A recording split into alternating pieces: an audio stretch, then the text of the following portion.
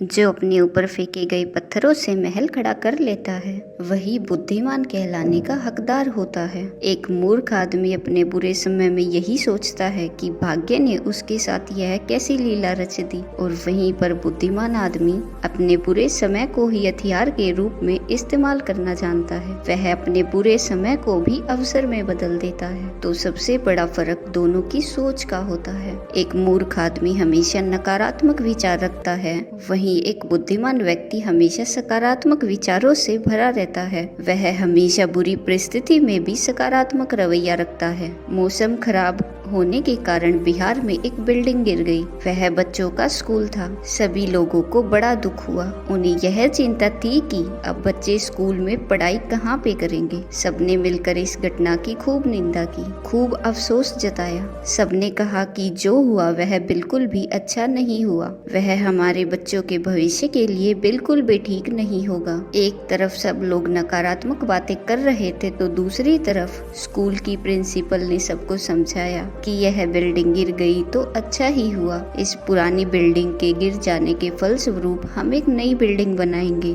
अच्छी बात यह है कि किसी भी बच्चे को कोई चोट नहीं पहुंची, और यह कितनी खुशी की बात है। उस समय हो सकता था अगर स्कूल में बच्चे पढ़ रहे होते तो यह बिल्डिंग गिर जाती तो बहुत सारे बच्चों की मृत्यु हो सकती थी। लेकिन वह बिल्डिंग ऐसे समय पर गिरी जब वहाँ पर कोई बच्चा मौजूद नहीं था। और अच्छी बात यह होगी कि अब पुरानी बिल्डिंग के बदले में नई बिल्डिंग तैयार हो पाएगी। किसी भी घटना पर सोचने के दो नजरिए हो सकते हैं, सकारात्मक और नकारात्मक। चाकू को सब्जी काटने के लिए भी इस्तेमाल किया जा सकता है और लोगों की हत्या करने के लिए भी इस्तेमाल किया जा सकता है। वह हमारे ऊपर निर्भर करता है कि हम अपनी बुद्धि का इस्तेमाल किस प्रकार करते हैं। हमारे सोचने का नजरिया ही हमारी सफलता की ऊंचाई का पैमाना होता है। आज की इस वीडियो में हम यही डिस्कस करने वाले हैं कि एक बुद्धिमान व्यक्ति बुरे समय में अपनी किस तरह की सोच रखता है, किस प्रकार का उसका सोचने का तरीका होता है। इसको ऐसे समझिए कि एक मूर्ख व्यक्ति हमेशा दूसरों से कुछ पाने की अभिलाषा रखता है। वह देना तो कुछ नहीं चाहता, लेकिन वह चाहता है कि उसे सब कुछ मिल जाए। लेकिन एक बुद्धिमान व्यक्ति की सोच यह होती है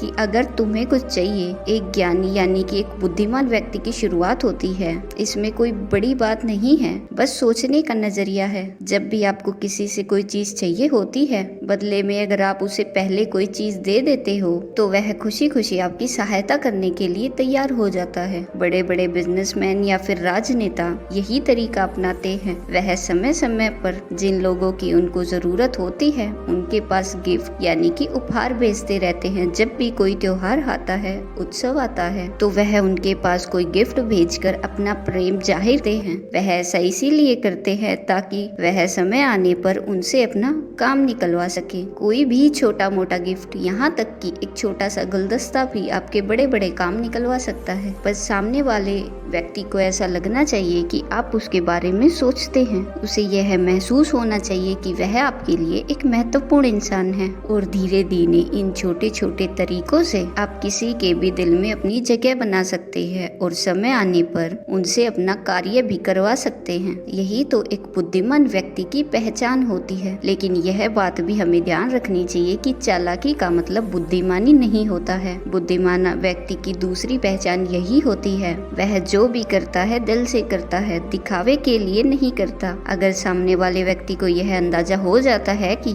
आप उसे इम्प्रेस करने के लिए यह सब कर रहे हैं, तो वहीं आपके सारे दरवाजे बंद हो जाएंगे। भले ही आप उसे इम्प्रेस करने की कोशिश कर रहे हो, लेकिन उसको यह एहसास नहीं होना चाहिए। जो लोग दूसरों को बेवकूफ बनाकर अपना काम निकलवाना चाहते हैं, हम उन्हें तेज कहते हैं। हम यह कहते हैं कि यह कितना तेज आदमी है, लेकिन असलियत में ऐसे आदमी सिर्फ एक बार ही अपना काम निकलवा पाएंगे। बार बार काम निकलवाने के लिए आपको अपनी चालाकी एक तरफ रखनी होगी। हो सकता है कि कोई चालाक व्यक्ति कुछ दिनों के लिए किसी को बेवकूफ बनाकर अपना काम निकलवा ले, लेकिन कुछ दिनों के बाद जब उसकी चालाकी का पर्दाफाश होगा तो वह सभी की नजरों में नीचा गिर जाएगा। बड़ी कामयाबी के लिए जरूरी है कि आप अपना दिल साफ रखें और अपने सच्चे मन से काम करें। किसी को धोखा देने के लिए नहीं, बल्कि खुद ऊपर उठने के लिए काम करें। बुद्धिमान व्यक्ति की तीसरी पहचान होती है कि वह अपने मन को, अपनी भावनाओं को अपने वश में रखता है। और वहीं पर एक मूर्ख आदमी अपने गुस्से को, अपने क्रोध को जोर जोर से जाहिर करता है, दिखाने की कोशिश करता है। एक बात तो आप मानते ही होंगे कि बुद्धिमान व्यक्ति अपनी भावनाओं को अपने वश में रखता है, अपने मन को अपने काबू में रखता है और तत्काल अपनी भावनाओं के वशीभूत होकर ऐसे ही कोई भी निर्णय नहीं लेता है, बल्कि वह परिस्थिति को पूरी तरह से समझता है,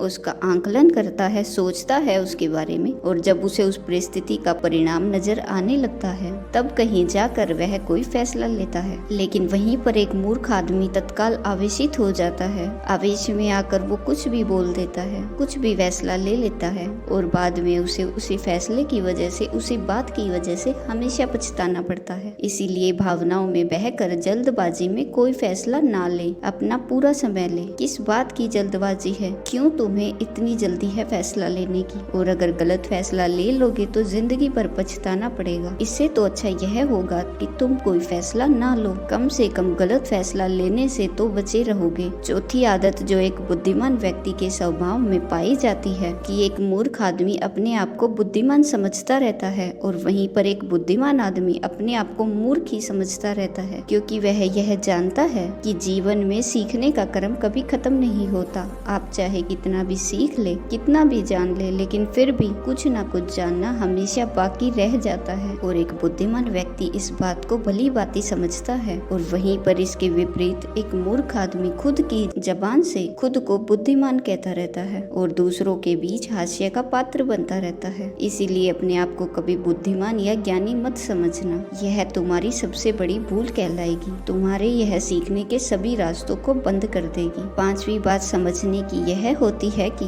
बुद्धि की शक्ति उसके उपयोग में है, ना कि उसके विश्राम में। इसीलिए जितना हो सके अपनी बुद्धि को खर्च करने की कोशिश करो, उसे बचाकर मत रखो, वरना उसमें जंग लग जाएगा। अपने लिए जितना हो सके उतनी कठिन परिस्थितियां पैदा करो और फिर उन कठिन परिस्थितियों से निकलने के लिए अपनी बुद्धि का पूरी तरह प्रयोग करे। उसे विश्राम मत दो। जितने दिन वह विश्राम में रहेगी उतनी ही वह मोटी होती चली जाएगी और जितना ही तुम उसे खर्च करोगे उतनी ही वह तेज होती चली जाएगी। देखिए, यह बात कोई नई नहीं है, लेकिन समय समय पर हम यह भूल जाते हैं। इसीलिए याद दिलाने के लिए मैं ऐसे पॉइंट्स आपको बता रही हूँ, लेकिन उनकी गहराई बहुत ज्यादा है। और ऐसे ही सिंपल सी हमारी छठी सीख है कि एक मूर्ख आदमी अपनी गलतियों से भी नहीं सीखता, वहीं पर एक साधारण आदमी गलती करके सीखता है, लेकिन एक बुद्धिमान व्यक्ति दूसरों की गलतियां देखकर उसी से सीख ले लेता है। इसीलिए जितनी गहराई से तुम सामने वाले की गलतियां देखोगे और सुनोगे, उतनी ही तुम्हारी बुद्धि अनुभवों से भरती चली जाती है और तुम अपने जीवन में गलत डिसीजन लेने से बच जाते हो। एक बुद्धिमान व्यक्ति हमेशा दूसरों के गुणों से सीखता है, उससे ईर्ष्या नहीं करता, उससे जलन नहीं करता, बल्कि वह उससे सीखने की कोशिश करता है। और वहीं पर जब एक मूर्ख आदमी दूसरों के गुणों को देखता है तो वह ईर्ष्या से भर जाता है, जलन से भर जाता है, हमेशा अपने अंदर ही अंदर जलता रहता है और खुद ही दुखी होता रहता है, क्योंकि ईर्ष्या दूसरे को नहीं जलाती।